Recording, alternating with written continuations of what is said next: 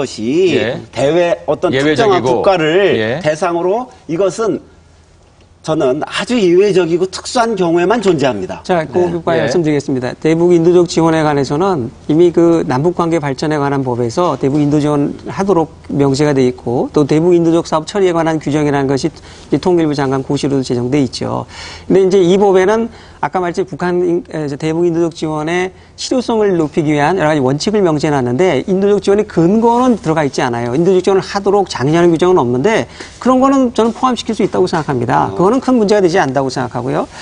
다만 이제 뭐냐면 그거는 지금 윤 의원님하고 좀 생각이 다르신 것 같아요. 조금 다를 수 있죠. 예, 자, 그런데 예. 문제는 뭐냐면 북한인권법이 미국이나 뭐 일본의 다른 나라의 경우에는 또 그런 배경이 있을 겁니다. 그런데 햇볕 정책 추진하는 기간 동안에 그 역대 이 DJ 노무현 정부에서 북한 인권 개선에 관심을 보이고 유엔 국제 공조도 열심히 하고 또 NGO에 대한 예산 지원도 하고 북한 인권 개선 노력을 열심히 했으면요 법 제정을 그렇게 요구하지 않았을 가능성도 있어요. 근데 북한 인권 개선은 북한 인권 문제는 북한을 자극한다고 정한시하고 지로 매겨놓고 북한 인권을 얘기하는 사람은 이건 냉전 대결론자고 이렇게 해서 굉장히 뭐랄까 뭐 핍박을 했다고 그럴까요? 그런 정책을 취했기 때문에 북한 인권 개선에 대한 것은 헌법적 가치고 헌법의 명령인데 왜 이렇게 하고 있냐? 법을 제정해서도 하자. 그리고 뭐냐면 이 현재 야당이 집권했을 때 뭐냐면 이 북한 인권 문제를 등한시했는데 이 정권을 뒤바뀌고 바뀌면은 정책 일관성이 없겠다. 예. 춤을 추겠다.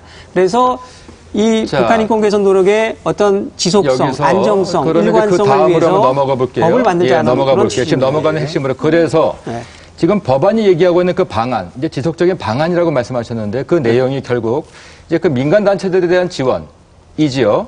그리고 이제 그 기록소에 관한 부분이 있습니다. 그렇죠? 그렇다면 지금 이제 두 분께 여쭤보도록 할게요. 지금 말씀하신 그런 단체들에 대한 지원과 소위 말하는 그 기록소에 대한 어떤 역할이 지속적인 북한 인권 개선을 위해서 필수적인가라고 하는 것이 쟁점될 것 같습니다. 그렇죠, 김 교수님 어떻습니까? 예, 지금 그 서독에서 그 찰즈 기터 그 중앙기록 보관소 그 모델을 우리도 도입하자 이런 건데요. 예.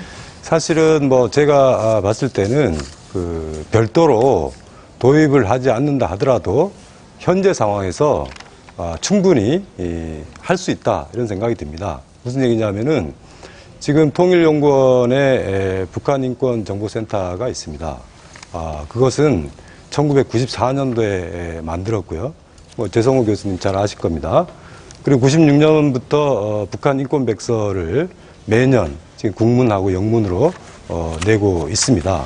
그리고 또 최근에 와서는 국가인권위원회에 이 비슷한 그런 어떤 그 기관들도 설치가 돼 있고요. 그렇기 때문에 현재 상황에서 북한의 인권 침해 사례라든가 여러 가지 그 북한 인권 실태에 대한 부분들은 뭐 통일연구원의 북한 인권 정보센터를 더 확충을 하거나 아니면은 그 정보 수집의 어떤 그 과정이나 절차를 훨씬 더 좀 체계적으로 하고 네. 뭐 이런 부분들을 통해서 충분히 해결할 수 있지 않는가.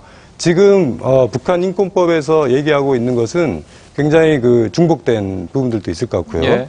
또 그 실효성 차원에서 보면은 현재 그 하고 있는 것들보다도 얼마만큼 차별성이 있는 수준 높은 결과들을 만들어낼 수 있을 것인가 굉장히 의문됩니다. 윤 의원님 어떻습니까?